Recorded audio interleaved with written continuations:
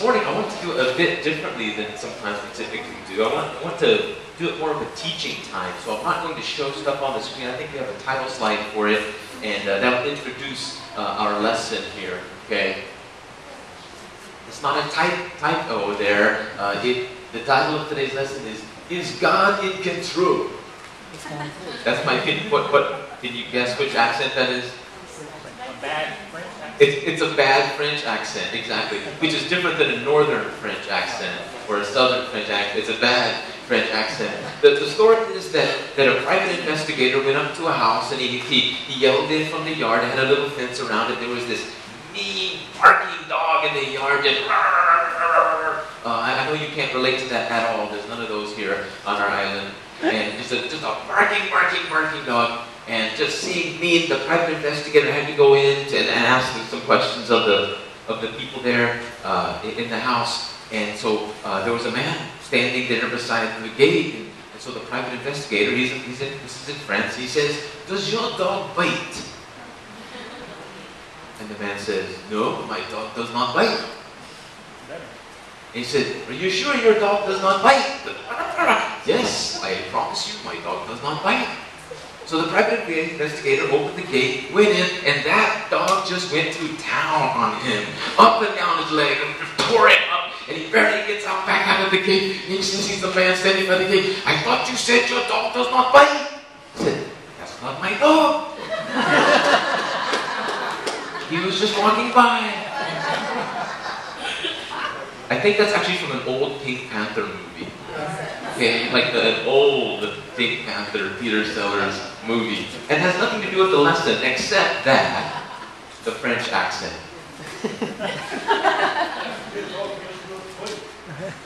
That's not my dog.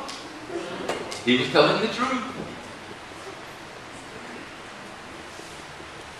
I was telling our class this morning, our Bible class, that I don't typically follow the news around or pop culture or the media and come and always speak on that topic when we come together.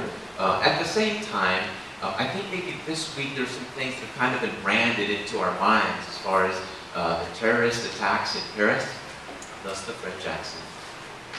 And the question, is God in control?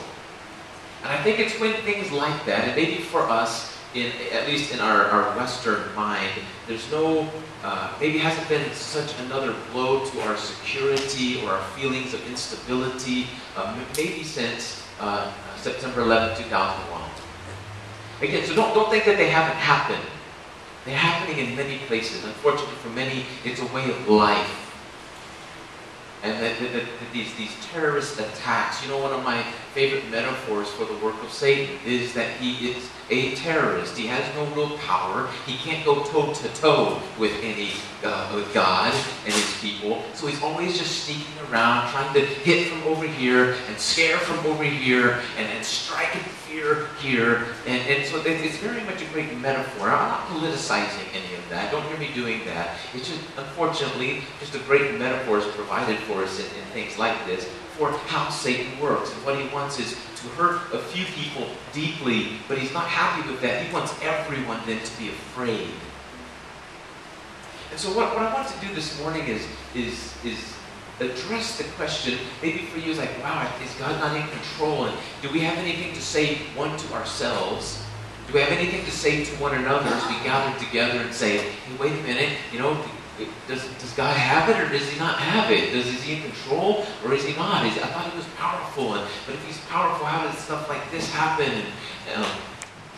And if you're in the faulty understanding of thinking, well, you know, maybe all the people that were hurt were unbelievers and God's protection is not on an unbeliever, but maybe there were Christians there and they were spared because they're Christians. If you believe that faulty reasoning, you know, I think it's trauma like this, or trauma that you've experienced, that you know that doesn't hold water. That you know that bad things still happen to good people, and good things happen to bad people, whatever bad people and good people, whatever that means. But what I want to do is address not only that you can have security, that you can remind one another that we have security, but even as you go and you interact with those on the Monday morning people, The Sunday morning people, we have doubts, we have questions, and I want you to know this is a place that's safe for those doubts. You don't have to believe that God is in control to be here. You don't have to believe that everything is black and white and clean to be here and worship here and be part of this family. You don't have to believe what I believe about a number of cultural and moral issues to be part of this family. It's simply not the litmus test for our relationship. In fact, I'm hoping that it's the relationship that God uses to bring us to a greater understanding of the truth in many of those things. And so what I don't want you to do is think, if something happens in the world, if there's tragedy in the world, and you start doubting God's control or His sovereignty, or even if you have doubts about if there is a God, you know what? This is a safe place to ask those questions. This is a safe place to express those doubts. You won't be shamed, you won't be dismissed, not here. And so certainly if that's true, there are these other questions that we can wrestle with. And one of them is on the screen. Is God in control? I'm not going to show the verses. I'm actually, and I didn't print them off so I could read them quickly. And I'm hoping that me turning to them gives you time to turn to them, or at least to write them down. And I'll ask you to follow along with me. So you won't have the benefit of seeing them visually on the screen. But I think I'm going to walk through some things. And I want to suggest that typically, the typical Christian understanding of God as in control is the word I kept using during our Bible study time is elementary. That there is a truth to that statement that God is in control. But maybe not in the way that we have understood it in the past. There are two problems with this, and you don't have to live life very long to figure out that, wait, my elementary belief, God is in control. He's in control of every detail. He's in control of every little piece, every piece of my life. In fact, He has it planned out, and there can be no mistakes in my life. And if something happens, I just get to say that's just the will of God. Now, I'm not completely dismissing it. The bottom line here is anytime we talk about something so core as the nature of God and how God works and how He interacts with reality and interacts with us, the only certain answer is it's mysterious. His ways truly are above our ways. At the same time, I don't use that as a dismissive thing. To someone comes and well, I don't understand God's ways are above our ways. So no questions. No, I want to use that actually to enter into the question. At the same time, to hold up that maybe we cannot fully grasp the ways of God. And I hope on one level that's fear-inducing, I hope at another level we find comfort in that. Because if I can fully understand His ways, and His ways aren't that big, instead of Him being so far above, so much wiser, so much more powerful than me. But the reason why it's important to mature our understanding of God's control in life is because if we remain at this elementary level of God is in control of every little thing and every little thing is done, because when you start to live life, what do you do when tragedy strikes? Whenever you bury a loved one. And we seem to be a little more okay with if we bury Auntie who's 105 and has lived a long, faithful life following Jesus. And that's not all bad to be more okay with that. But we struggle a little more when it's a 3-year-old who's killed in an accident at home, and we seem to find more tragedy in those things. We seem to wrestle with it a little more when there are people who are going to a concert in Paris, or having dinner at a restaurant in Paris, and it just wasn't on their agenda to meet the end of their physical life. We don't have to find it just there. We find it here. You took your life into your own hands when you drove here this morning.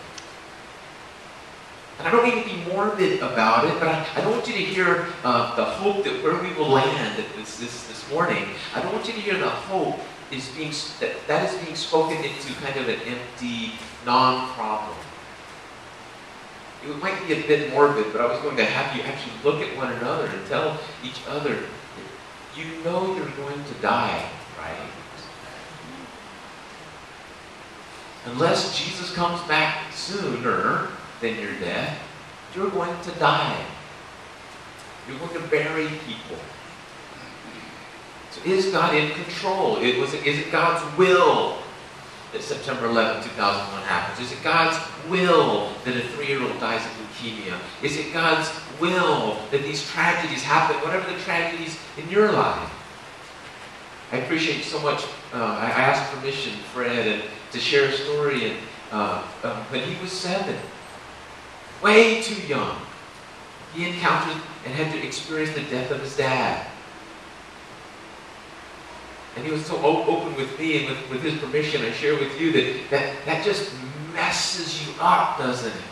Because a 7-year-old's not supposed to deal with that. In fact, we're not supposed to deal with death at all. It wasn't how we were designed. We were designed, created to live forever and walk around with God in the garden. But death is not the tool of God. Death is the tool or the consequence of sin and the tool of the devil. That's why it's so hard for us, and it messes us up whenever things rock our security, when there's an earthquake in the way we think this is how life works. And the fear of that is if you don't grow beyond that elementary understanding, that when life happens, we throw the baby out with the bathwater and say, well, my understanding of God doesn't work in real life, so maybe God's not real, maybe God's not good, maybe God's not powerful, maybe God's not loving, maybe God's not really God. Or can we understand more biblically, more truthfully, a different way of understanding that God is in control? I'm going to begin in the beginning, Genesis chapter 1. What I want to do is suggest to you that there are multiple players of power that have effect. On one level, I don't want to get too theological for us this morning. I want to keep it pretty real life and gritty. But on one extreme, the scholars would call it extreme or pure Calvinism, which is God controls every little detail. And if every little detail, if something good happens, it's of God. And if something bad happens, it's of God. But again, you don't have to live life very long and very honestly to understand that, okay, so is that God's will that my struggle, my divorce, my bankruptcy, my wreck, my illness, just fill in the blank, right? Because then it begins to erode what I thought God was good. I thought God was loving.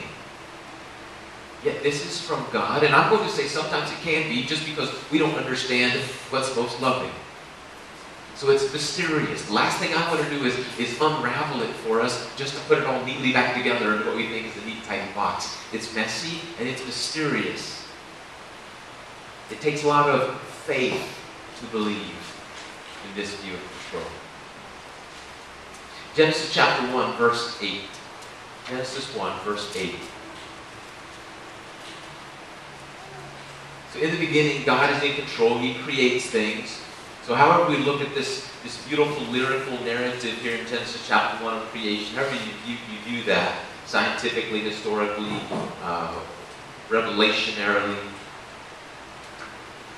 He's in complete control at this point. He's speaking and it's happening. He's placing this here and it's happening. But then what happens in Genesis chapter 1, verse 28, let me read verse 27. So God created humans in His own image. In the image of God, God created them. Male and female, He created them. In verse 28, we begin to see the first where God is starting to hand over power to someone else. So number one, we have God as a power player. Here we have the second introduced. God blessed them and said to them, be fruitful and increase in number, fill the earth and subdue it, domineer it, rule over the fish of the sea and the birds of the air and over every living creature that moves on the ground. And then He goes on to explain that out a little bit. But you see right there, what God says is, here, I created it, now I'm putting you as caretakers of it. I think, this is a side note, I believe that has some implications as far as our responsibility for caring for creation and ecology. I understand that's not maybe a huge pulpit banging point in many churches, but I believe there's a responsibility that we have. Now, can you get too far, and is there bad science? Absolutely, but none of that washes away the idea that we are caretakers in this life, including of nature. But the main point, what we see here, is God, who was in full, complete control, has now put others in charge of something. If you're a supervisor at work, you understand that. You don't wipe every window. You don't mow every blade of grass. You don't actually count every receipt. You have people who help you do that. While you are ultimately responsible, you have others who are also players of power. So you're just going to base all that on one verse? No, not by any means. In chapter 3, I'll get you to turn to Luke chapter 4. In chapter 3, after Genesis 1, God puts humans in partial charge of things. In chapter 3, this is where Adam and Eve sin. They eat from the fruit. And when you really look at that, what happens is, and again, it's mysterious, we don't fully understand it, but what happens is there's a certain level of trust that is given to the devil. God says, don't eat of this tree. When you do, you'll surely die. I'm warning you. I'm not trying to steal all your fun. I'm just saying that's poisonous fruit, and I love you, so I'm telling you, don't eat of that tree because it's poisonous and you're going to die. Satan shows up, and in the story, he shows up in this, in this form of a serpent. And he says, you will not surely die. So God says you'll surely die. The devil says you will not surely die. And so Adam and Eve have a choice to make. And what they have to decide is, who are we going to trust? Because you understand, with trust, when you give trust to someone, you're also giving them authority. We're right in the middle of the presidential election season, right? Are you tired of it already? But basically what we're having to decide is, who do I trust more to be the figurehead, quote, run our nation? Who do I trust? And because of who I choose to trust, or who do I distrust less? Sorry, my political cynicism comes in. But when you decide who you trust, you're then going to give them authority. You see that? And so that's what they were doing right here. Adam and Eve were in the middle, God saying, this is what I'm saying. The devil is saying, this is what I'm saying. And they had to decide, who am I going to trust? Because whoever I trust, I'm going to hand over authority to them. So God creates things, and he says, man and woman, humans, I'm turning over some authority to you. I'm going to entrust some of this with you. Adam and Eve then have this interaction with the devil and saying, you know what? I trust you. Because I trust you, I am then giving you a certain level of authority and power. Enter the third power player. So you have God, you have human beings, and then you have Satan. And all three now, because of God's intentional design by giving some of it to human beings, the fall of human beings then giving it some authority to Satan because we trust him. When he says, this is how you get ahead, when he says, this is how you handle things, and he says, this is how you'll be happy, and we trust him, we give him authority, give him power in our lives. Luke chapter 4, 5, 6, and 7 is where I'll be. 5, 6, and 7. Again, I told you it's just going to kind of be more this teaching down through it, but it may be some new stuff you've not considered before. And I think it helps us fix some of the holes in our elementary understanding of God as in control. Luke chapter 4, 5, 6, and 7. This is right after Jesus' baptism. Can I just pause and say, if you haven't been baptized, you'll be baptized. Right after Jesus' baptism, he's led into temptation. And in verse 4, chapter 4, 5, 6, and 7. The devil led Jesus up to a high place and showed him in an instant all the kingdoms of the world.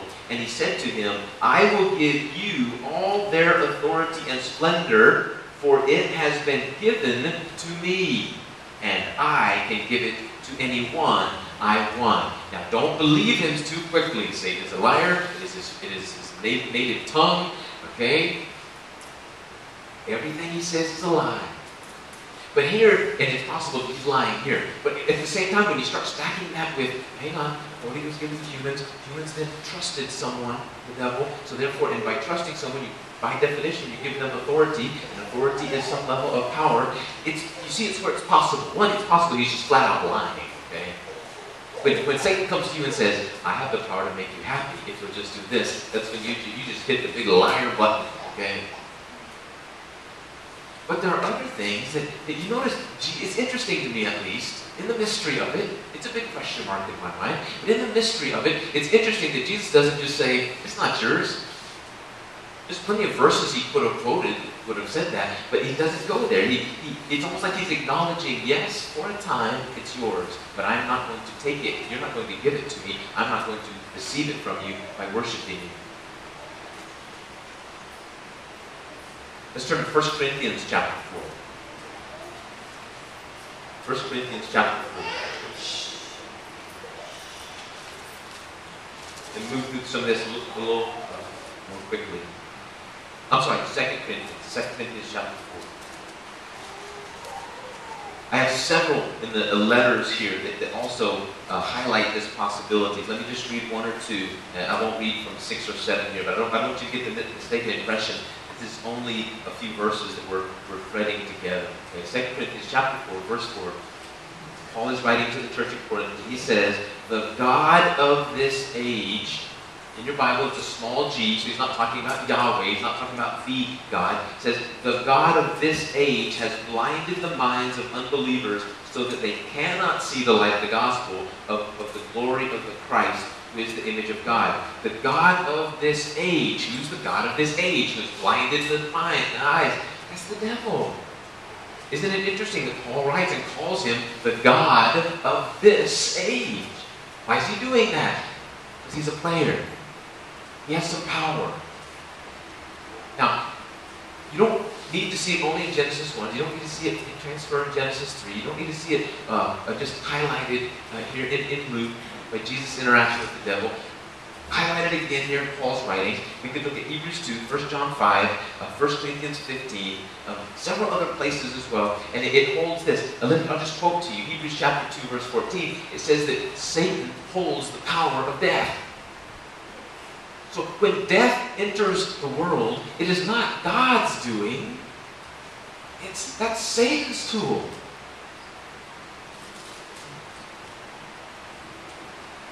So I hope this partly is a relief to you. It's like, oh, you mean so when bad stuff happens, it's not an evil God, and I don't have to wrestle with it, but I thought God was loving and good, so why is he doing these bad things and giving these, making bad things happen to me, and that really messes up my mind about God being a good, loving, powerful God. In fact, that doesn't make it very different than Zeus and Apollos and all the other gods, because they were kind of always mad and upset and doing mean things to people. But I want to suggest that God is different. The true God is different than those gods. So we have these different players that go here. So maybe it's conciliatory. Maybe it's a salve at one level, but at another level it starts messing you up because you complete the thoughts, right? Wait a minute, God's not in control. What about my life? And what about this? And what about my finances? What about my relationship? Things maybe that aren't so far away, like Paris. Maybe things that are right here in our real lives.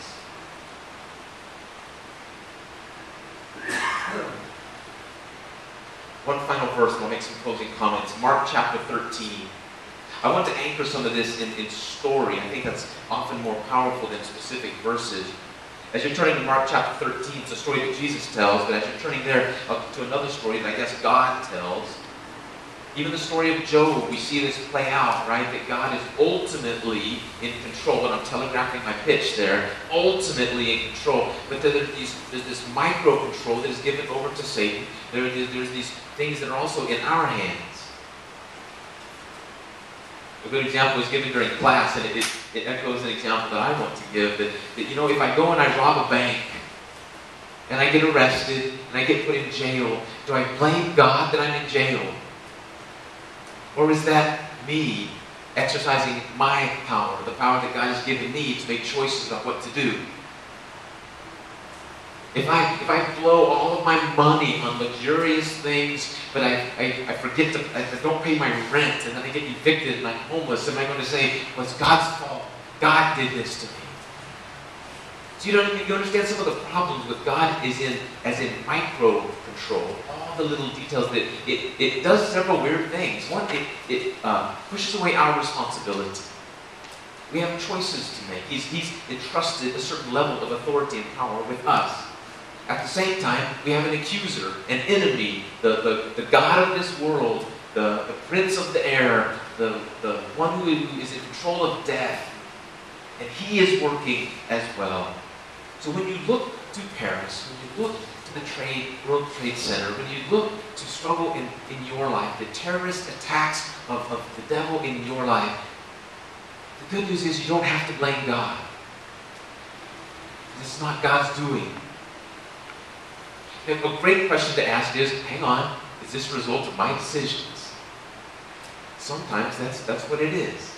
That can be good news because then you have power to change some of those decisions. Now be careful, Satan wants to go in there and magnify that and say, see, you know that sin you did 34 years ago? God is finally punishing you for that. And that is when Satan is lying. At the same time, are there consequences to behaviors? And sometimes my behaviors reap consequences. Absolutely. But ultimately, the question, is God in control? Mark chapter 13, Jesus tells this parable, starting at verse 34.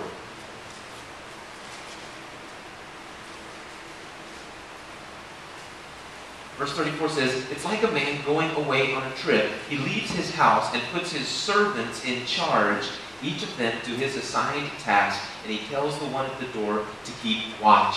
And this is a parable that's also given to us in more detail in Matthew, but Mark kind of gets the short end of the stick. We never quote Mark, he just gives us the short version.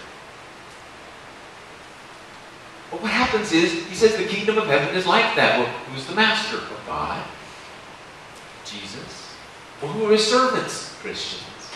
And you see where he gives control and oversight of the house and of the land and of the farm and of the vineyard to his servants. So much of it is in our hands. You know why bad things happen in Paris? Because people choose to do bad things. Because they cooperate with the third power, which is Satan, and they say, yes, this is how we can have power. This is how we can control things. This is how we can bring things to the end that we think is right. And so what I want you to do is appreciate that yes, God is in control, and no, God is not in control. The way that I would parse that out is to say, ultimately, God is controlled. The biblical word for it, it's not a word we use much today, is God is sovereign. He is in control of the whole thing. God gets the final say. Satan has this tool of death, and he gets to land it every once in a while. Have you figured that out? But what God says is, that person doesn't stay on the mat. God says, I have defeated not just death, but the one who brings death. That there comes a day of hope, and it's coming, and it's certain, to where God has given, and we have given and shared power, that God, it says it, Jesus says that He will gather all things under His power and then present them as a footstool to God. So that's so power has gotten too spread out. And Jesus comes, and when He defeats death on the cross, when He defeats death out of the empty tomb, He's speaking to the greatest power that is there. And if He's speaking to death, is He not also speaking to struggle? Is He not also speaking to the end of depression and anxiety someday? Is He not also speaking to the end of sickness and cancer someday? He's speaking to the end of it all. Because ultimately, yes, God is in control. So are there scarier times in between? Yes. When you put your children on the bus and they go to school, you understand that there's not a promise that God will protect them from any ill. I'm not joyful about that, but I don't want you to be fragile with that. Because what happens when something happens, then your whole faith gets thrown out. But to take hope and to anchor yourself into the promise of God, which is, what if anything bad happens, I will overcome. I will be with you in it. I will defeat it. And someday, all the power will go back to the ultimate good, which is God. Two things, 2 points of action that the elementary understanding just doesn't help us make sense, and maybe we wrestled with this, that if we think God is in complete micro control, all the little details, then why do we pray? It really makes no sense to pray, because it won't make a difference. God is controlling every little detail, and so for you to asking for intervention, to petition on behalf of other people, to pray a blessing over a brother who's leaving us soon, it's completely senseless. Unless you understand there's a shared power, all under the sovereignty of God, and one day completely back under the micro control of God. But not in between.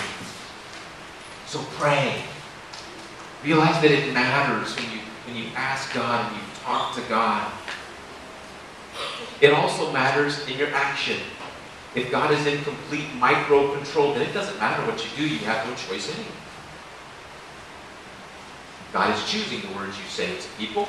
So the ugly words you say, that's not your fault. That's really God's fault. The good words you say, that wasn't by your choice. That was just God doing that.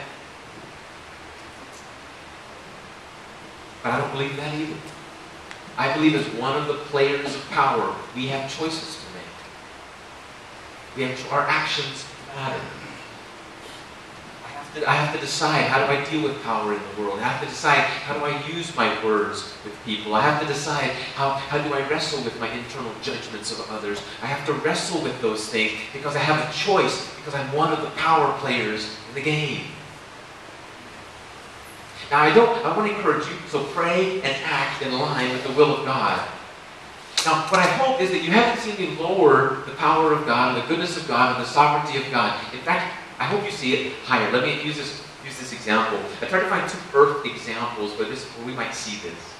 And I couldn't think of a better example for church than a prison. I think you could go to the Halal Correctional Facility, and you would go there, and you could meet with the warden, and you would say, who's in control of this facility? And he would, I assume it's a man, he or she, would say, I am in control of you. So what you're telling me is that everything that happens here, you are responsible for. Every violent breakout, every drug deal that goes on underneath the table, any contraband that makes it in, you chose it, you planned it. Is that what you're telling me? Well, of course not. Oh, so you mean there are things that go on within the prison walls that are not under your control? Well, yes, in that sense.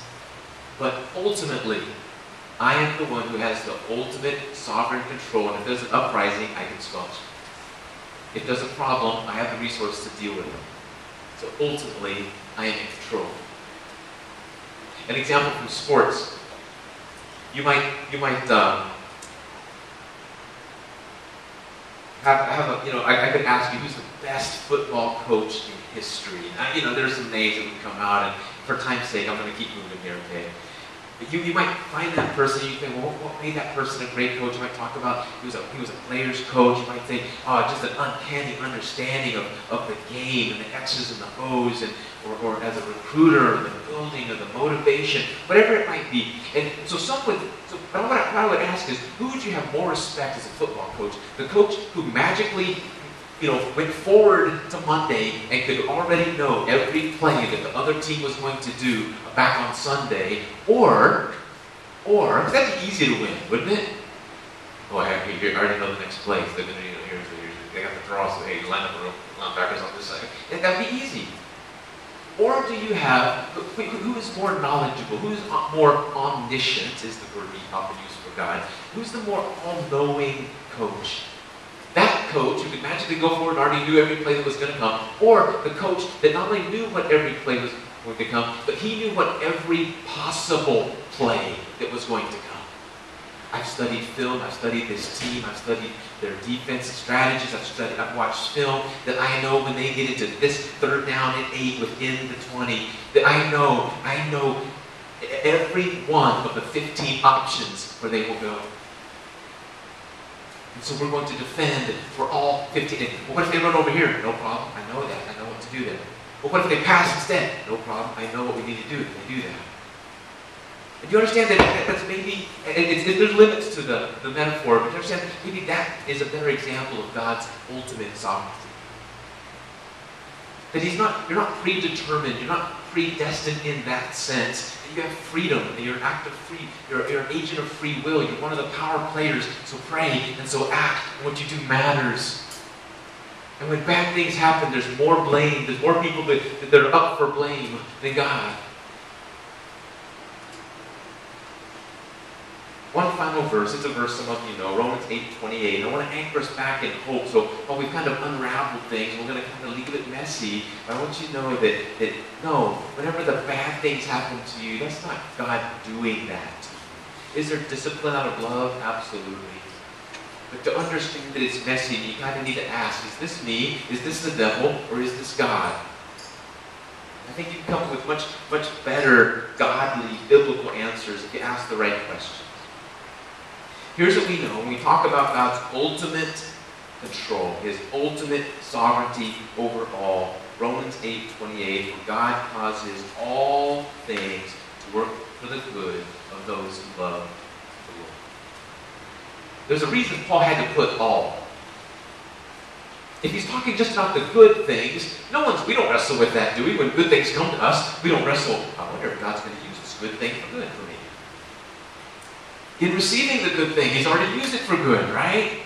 So why is Paul writing, let me remind you Christians in Rome, let me remind you Christians in Waipahu, that all things, ultimately and in the end, God will use all things, including the bad things. Ultimately, He doesn't cause them necessarily, but He will use them. He will use all things, including the bad, and ultimately bring it out as good.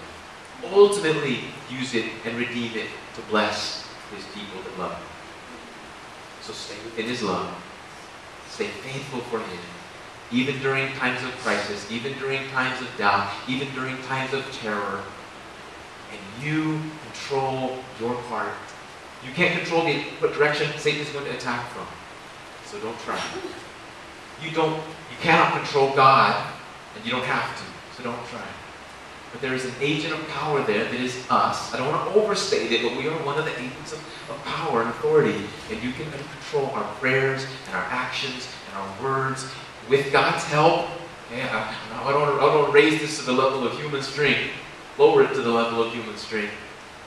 But to realize I have a choice to make. And what good is going to happen in the world depends partly on me. Kids, the way that the kids go to school and have school uniforms in Indonesia and eat and go to the doctor when they need to is partly because you have acted and said, I trust God, and I'm adding my authority to God's ultimate authority. And in our everyday lives, we're out of time, we're way past time, so I'm not going to, you do the work of applying that. Where is it that your actions is a flexing of your muscle, flexing of your power as an agent of power within these three groups? So pray, it makes a difference. Act. You be on the good guy's side, because it makes the difference. If more people choose that side than this side, then we don't see the evil and the bad in the world as much as we see. Ultimately, because Satan's not going to quit. Don't expect him to retire and throw his hands up in submission anytime soon. Evil will continue. Globally and locally and very individually. But know that ultimately God is sovereign. So the next time someone asks you, or you ask yourself, is God in control? I don't know, maybe you start with the same answer that I did. Well, it depends what you mean by control. Let's pray. I have a couple songs. Holy Father, we pray your blessing on and over the tragedy that happened recently in Paris. We know that those aren't just numbers, they are people, they are fathers and brothers and sisters and mothers, daughters, friends.